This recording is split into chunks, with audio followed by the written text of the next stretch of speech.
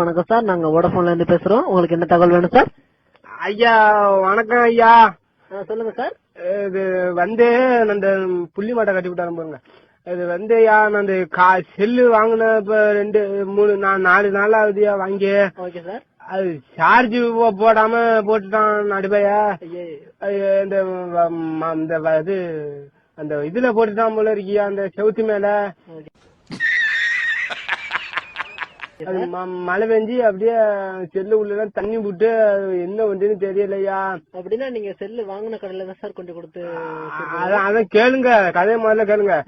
வச்சிருந்தேன், அப்புறம் காசு வேற இல்ல நம்மள்ட்ட.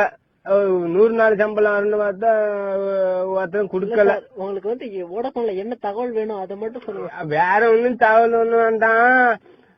அந்த சின்ன மாட்டு பிள்ளைக்கு கல்யாணம் வச்சிருக்க வந்துருங்க சார். நீங்க அதெல்லாம் சொல்லக்கூடாது சார். நீங்க உங்களுக்கு சிம்முக்கு எந்த இது வேணும்னாலும் நீங்க கேட்டுக்கலாம் சார். இதெல்லாம் பேசக்கூடாது. என்ன சார் புரியாம பேசுறீங்க? கல்யாணத்துக்கு வர மாட்டீங்களா? வந்து இப்ப நான் என்ன உங்கள்ட்ட சொல்றது? அதெல்லாம் வரலாம் சார். வேணா பத்திரிக்கை வைங்க சார். பத்திரிக்கை பார்க்க மாட்டாவளா கல்யாணம்? கல்யாணம் பண்ணா பத்திரிக்கை. வேற எந்த தகவல் வேணும்னா சொல்லுங்க சார், நாங்க எல்லாம் கட் பண்ணிடுவோம். வேற ஒண்ணும் வேண்டாம் சார். இந்த பொண்டு எல்லாம் பேச மாட்டாளுவல சார்.